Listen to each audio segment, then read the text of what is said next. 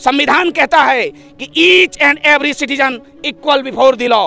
भारत का प्रत्येक नागरिक विधि के समक्ष इक्वल है जी। आप कैसा पक्षपात करते हैं? जिस कौम से यह शहीद आता है उसका वोट बैंक कितना है, इस विषय पर हम चिंतन मंथन करके उसके सुविधाओं को संविधान के द्वारा प्रदत्त करेंगे। ये कैसा पक्षपात है?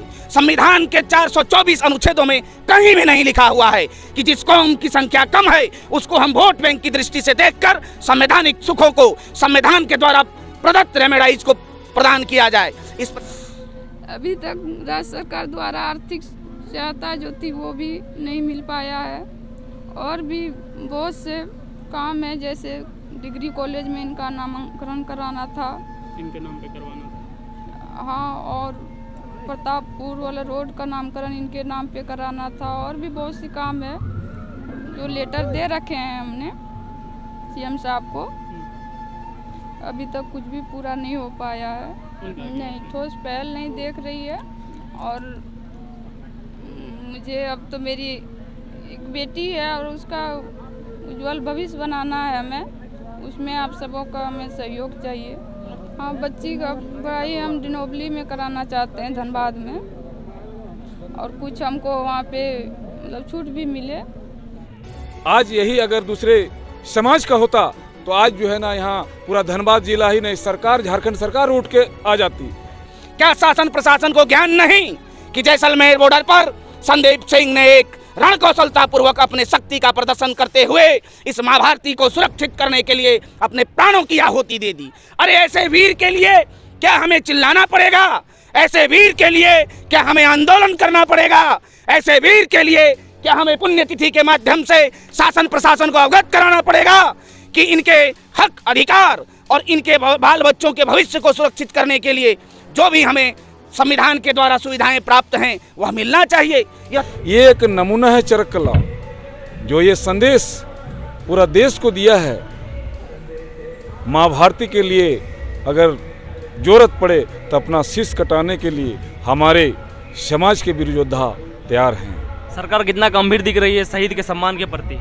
सरकार देखिए, ये कागज कलम में ही जो है ना, मतलब ये है, हम लोग तो देख रहे हैं सुबह से, और कितना गंभीर है ये तो हम लोग देख रहे हैं कि आज कह रहे हैं कि जो है ना मंत्री समय दिए हुए थे, शिक्षा मंत्री जगन्नाथ महतो और पूर्व भू राजस्व मंत्री और वर्तमान एमएलए आपका जो है मथुरा बाबू, इन लोगों ने जो है ना समय दिया था, और एमपी भी समय दिए थे गिरिडीह संसदीय क्षेत्र के चंद्र प्रकाश चौधरी जी, और गणमान्य लोग जो है ना सरकार के तरफ से आने वाले थे, लेकिन वे लोग कट रहे हैं। तो इसीलिए मैं अपने वक्तव्य में कहा था कि गुलाम भारत में हम आज़ाद थे और आज़ाद भारत में हम गुलाम हैं। इसका बहुत बड़ा दूरगामी संदेश है सरकार के लिए। आज यही अगर दूसरे समाज का होता तो आज जो है ना यहाँ पूरा धनबाद जिला ही नहीं, सरकार, झारखंड सरकार उठ के आ जाती। लेकिन वो लोग देख रहा है कि सोए हुए शेर को अगर जगाते हैं तो फिर जो है ना मेरा यहाँ सिंहासन जो है ना कब्जा हो जाएगा, इसलिए उन्हें डर है। हम लोग सब एक हैं, चाहे ठाकुर, टिकैत, बाबू, हम लोग एक हैं पूरे। ये धरती में हम लोग 324 प्रजाति में बटे हुए हैं पूरा विश्व में। जिस दिन विश्व में हम लोग एक हो जाएं तो ये जो है ना थर थर कांपेगा। इसलिए ये लोग जो है ना डर से मैंने इस तरह का कार्यक्रम को जो है ना नेगलेक्ट करता है, ताकि ये लोग जो है ना सरकार के मुख्यधारा में न आ सके। इसलिए आज टुंडी के चरक गांव में जो वीर संदीप सिंह का जो शहादत दिवस पर हम लोग उपस्थित हुए हैं, ऐसे ऐसे वीर शहीद हम पूरे धनबाद नहीं अपितु पूरे झारखंड में इस तरह से निर्माण करने का काम करेंगे। और जब जब माँ भारती को शहीदों देने की आवश्यकता पड़ेगी, हमारे क्षत्रिय समाज आगे बढ़कर काम करेंगे और सबको हितों की रक्षा के लिए आगे आएंगे। और भी यहाँ पे लोग उनसे ये बात करते हैं, शहीद को आप किस प्रकार याद कर रहे हैं? शहीद हमारे समाज का, इस भारतीय समाज का एक वीर पुत्र थे, एक वीर पुत्र थे जिन्होंने माँ भारती की रक्षार्थ हेतु अपने प्राणों की आहुति हंसते हंसते दे दिया। ये जिस समाज से आते हैं, क्षत्रिय, घटवाल, बबुआन, टिकैत, सूर्यवंशी राजपूत, सूर्यवंशी क्षत्रिय, ये जो 8-10 खतियान है, इस समाज के ही लिए नहीं अपितु संपूर्ण भारतीय समाज के लिए एक गौरव की बात है। क्योंकि राष्ट्र के लिए समर्पण हो जाना, राष्ट्र के लिए अपने जीवन को माँ भारती के चरणों में समर्पित कर देना, ये सबका सौभाग्य की बात नहीं। इसलिए आज हमारा हृदय बहुत गदगद है और गौरव से हम फूलों नहीं समा रहे हैं कि हमारे समाज के बेटे ने जैसलमेर बॉर्डर पर अपने जौहर, अपने वीर रण कौशल का इस प्रकार से पराक्रम दिखलाया कि माँ भारती के लिए वे शहीद हो गए। ग्रामीण क्षेत्र से जो लोग आते हैं, यहाँ से जो वीर पैदा होते हैं और जाके प्राणों की आहुति देते हैं देश के लिए, और राज्य सरकार जो है जब उनकी बॉडी यहाँ पे आती है, कहीं ना कहीं जिला प्रशासन आती है, जो मांग रखा जाता है कमेटी के द्वारा या शहीदों के परिजनों के द्वारा या गांव ग्रामीणों के द्वारा कि एक नौकरी मिलेगा परिजनों को उसके बाद। और चूंकि सरकार जो है सेनाओं पर बहुत ज़्यादा खर्च करती है, रूल भी है कि उनको कुछ मुआवजा और नौकरी देने का, लेकिन अभी तक कुछ नहीं मिला सरकार के तरफ से। शहीद को क्या बोलना चाहेंगे? यही तो दुर्भाग्य का बात है महोदय। यह जो भारत एक प्रजातांत्रिक व्यवस्था है जिसमें 4 स्तंभ है, इन 4 स्तंभों में पत्रकारिता, मीडिया भी एक स्तंभ है। इस पत्रकारिता और मीडिया के स्तंभ से मैं शासन प्रशासन और संपूर्ण भारतीय समाज और झारखंडी समाज के लोगों को कहना चाहता हूं कि बड़ा ही आश्चर्य का बात है, जो राष्ट्र की रक्षार्थ हेतु अपने प्राणों की आहुति देते हैं, जो राष्ट्र के सम्मान के लिए अपने जीवन को दीपक की भांति जला देते हैं, ऐसे महापुरुष, ऐसे वीर बलिदानी के लिए वर्तमान शासन प्रशासन की जो निराशाजन्य स्थिति है, उस निराशाजन्य स्थिति पर हमें आश्चर्य होता है। हमें लगता है कहीं हमारे साथ कोई दोहरा व्यवहार तो नहीं किया जा रहा।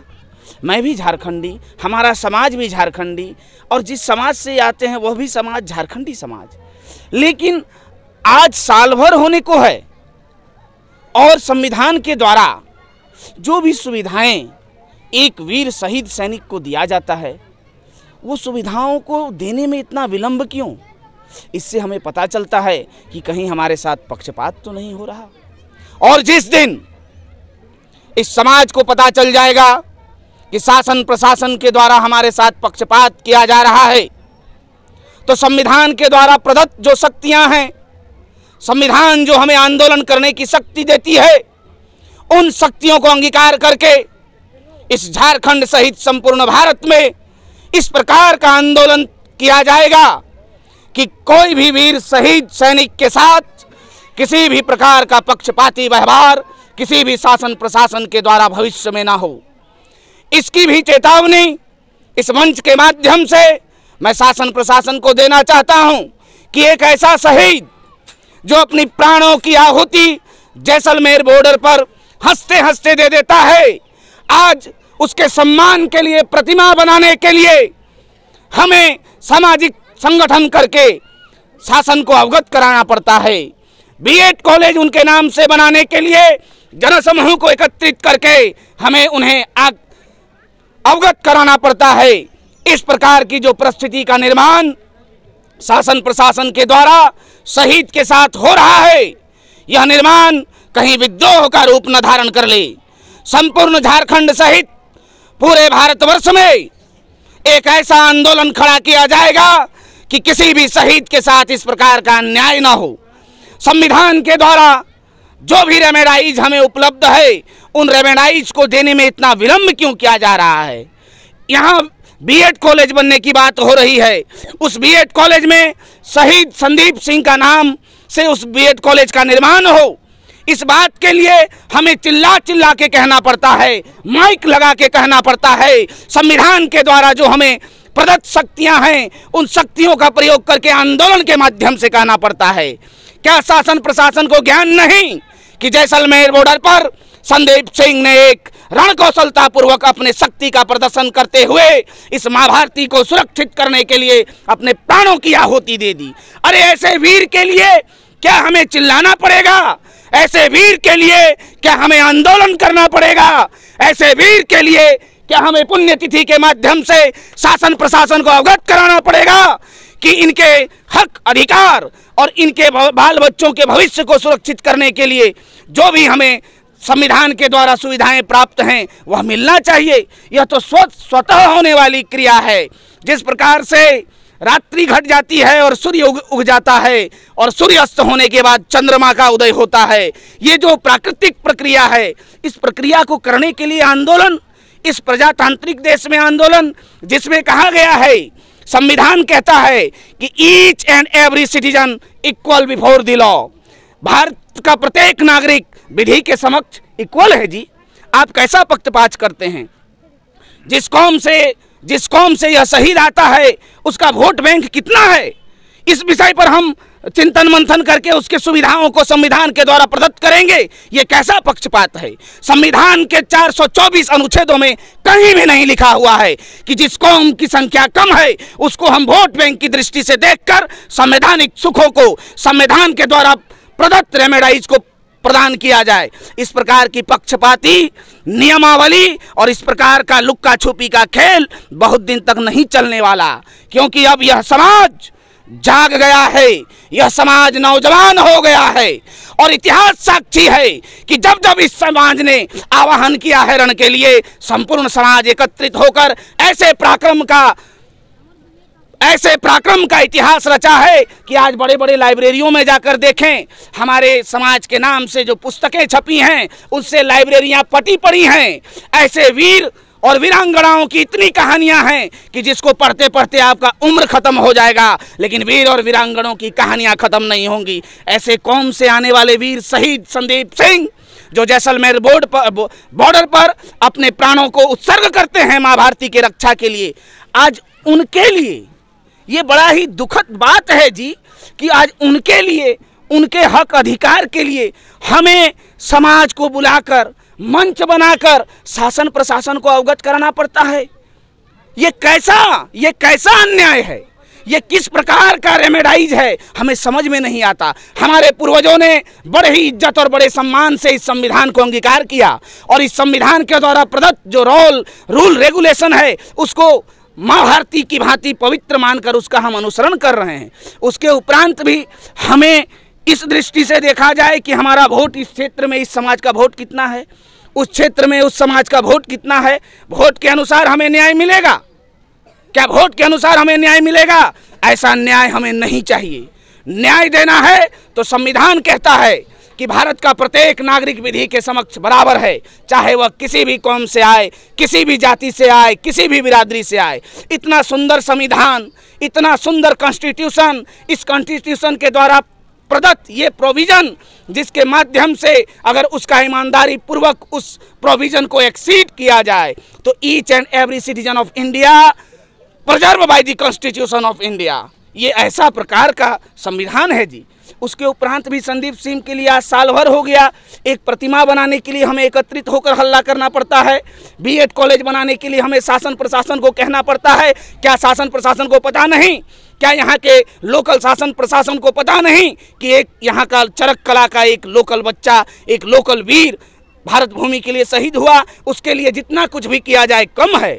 इसको करने के लिए हमें चिल्लाना पड़ता है।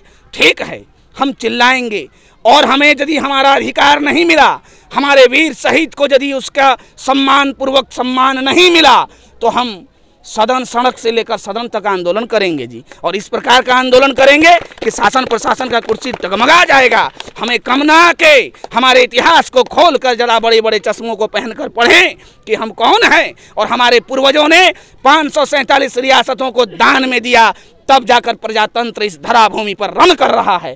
ऐसे कौम से आने वाले वीर शहीद संदीप सिंह के लिए इस प्रकार का पक्षपाती व्यवहार यह समाज कतई बर्दाश्त नहीं करेगा।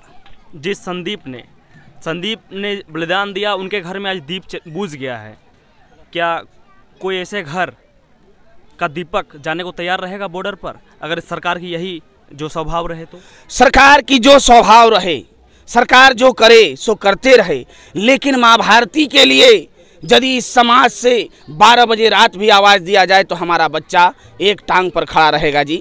इसके लिए हमें कोई सुविधा की आवश्यकता नहीं है, इसके लिए हमें किसी प्रकार के अनुदान की आवश्यकता नहीं है, लेकिन संसार है, जीवन है, घर परिवार है, उसको सुव्यवस्थित ढंग से संचालित करने के लिए धन की आवश्यकता है, जीविकोपार्जन की आवश्यकता है। और जो इतना बड़ा भारत भूमि के लिए बलिदान देता है, उसके सम्मान के लिए जो प्रतिमाएं बन रही हैं, जो बीएड कॉलेज का हम लोग मांग कर रहे हैं, ये किस लिए? ताकि आने वाले नौजवान पीढ़ियों को के अंतःकरण में भी यह इच्छा जगे कि मैं भी वीर शहीद संदीप सिंह के जैसा बनूंगा तो मेरा भी प्रतिमा बनेगा।